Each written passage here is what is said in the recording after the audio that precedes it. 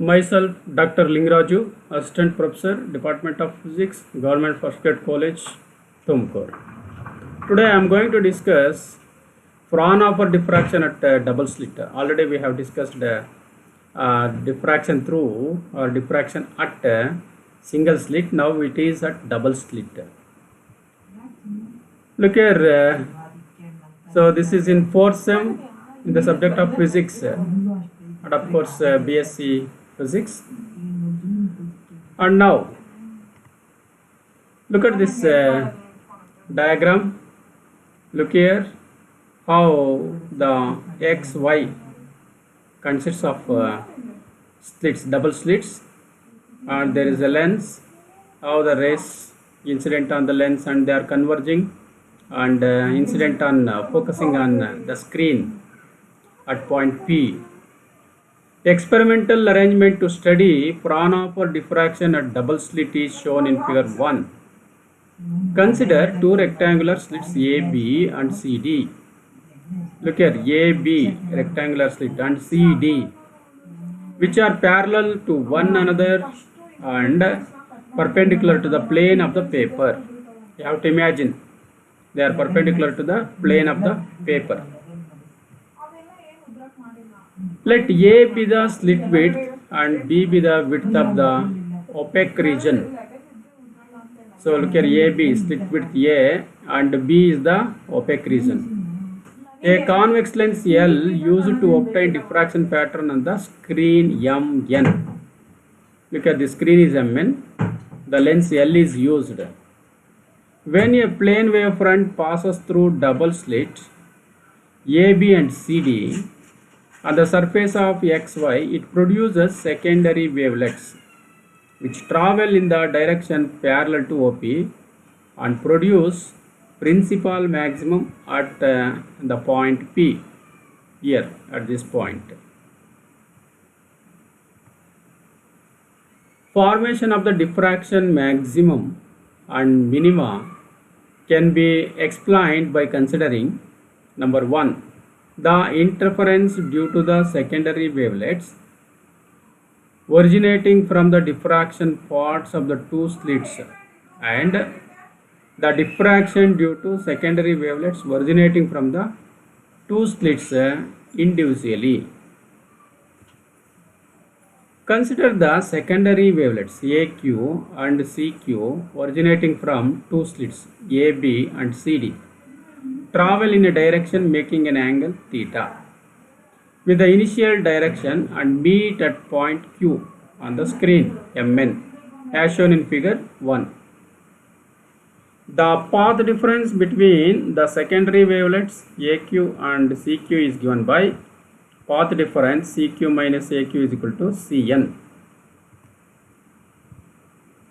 In the triangle CAN, sin theta is equal to Cn divided by AC.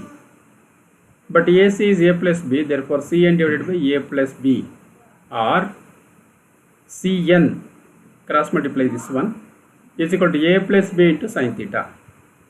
Therefore, path difference between secondary wavelets is given by path difference, that is equal to A plus B sin theta. This path difference is very important to decide whether it is maximum or minimum at a point on the screen.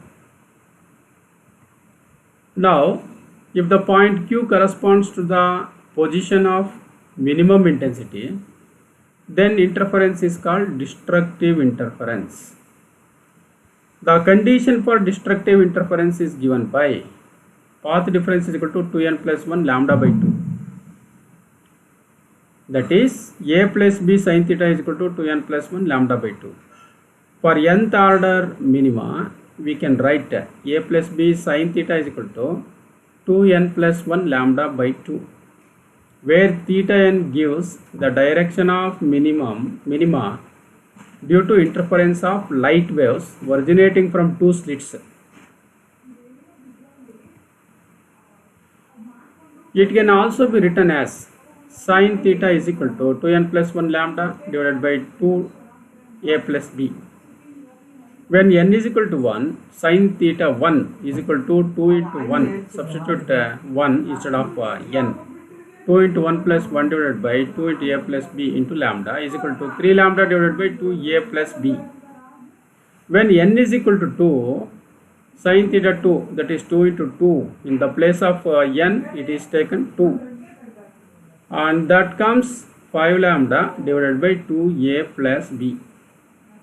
Therefore, sin theta 2 minus sin theta 1 is equal to 5 lambda divided by 2a plus b minus 3 lambda 2a plus b, that is equal to 2 lambda 2 times a plus b, that is equal to lambda divided by a plus b, because here 2 get cancelled.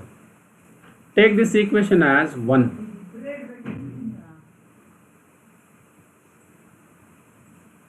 Case 2.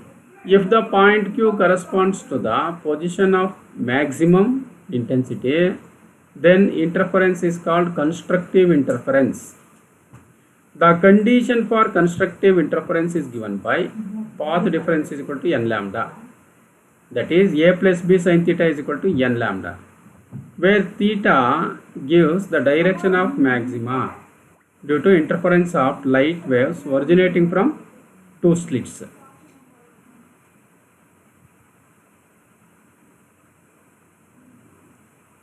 Above equation can be written as a plus b sin theta is equal to n lambda divided by a plus b, where n is equal to 1, sin theta is equal to sin theta suffix 1 is equal to lambda divided by a plus b. When n is equal to 2, sin theta 2 is equal to 2 lambda divided by ab. Sin theta 2 minus sin theta 1 is equal to 2 lambda by a plus b minus lambda by a plus b. A plus b it is common. So 2 lambda minus lambda is lambda. Take this as equation 2. The term sin theta 2 minus sin theta 1 in equation 1 and 2 is called angular separation between any two consecutive minima or maxima. Therefore, the angular separation between consecutive minima or maxima is equal to lambda by a plus b.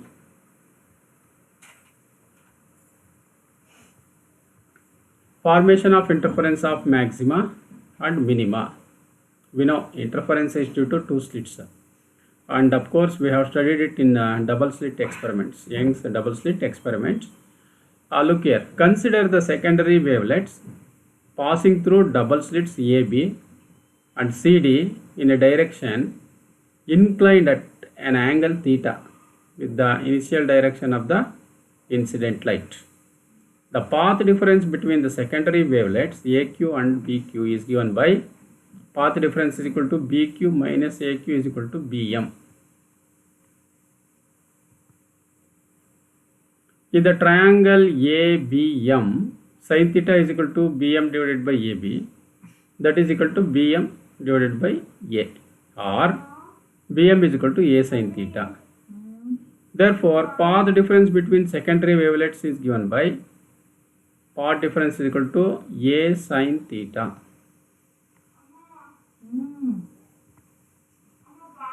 If the point Q corresponds to the position of diffraction maximum, then the condition for diffraction maxima is given by path difference is equal to 2n plus 1 lambda by 2. Sin theta is equal to 2n plus 1 lambda by 2. For nth order minima, we can write A sin theta n is equal to 2n plus 1 lambda by 2. The direction of the diffraction maxima theta 1, theta 2, theta 3, etc. can be obtained by putting the values n is equal to 1, 2, 3, etc. in the above equation. If the point Q corresponds to the position of diffraction minimum, then the condition for diffraction minima is given by path difference is equal to n lambda. A sin theta is equal to n lambda. For nth order minima, we can write A sin theta is equal to n lambda. The direction of the diffraction minima theta 1, theta 2, theta 3, etc. can be obtained by putting the values n is equal to 1, 2, 3, etc. in the above equation. Intensity variation of diffraction A double slit is shown in the figure. Look here, this is x-axis, and along y-axis we have taken intensity. Look here how intensity is varying, maximum, and this is the maximum, and like this. So outline of these things gives the first maximum, second maximum, third maximum, like this. This is minimum, first minimum. Look here like this. This one is called primary maxima, and these are secondary maxima. Primary maximum and these are secondary maxima.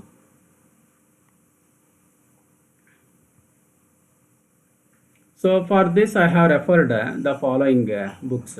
So these two books and also other books written by our colleagues. Thank you, and thank you students.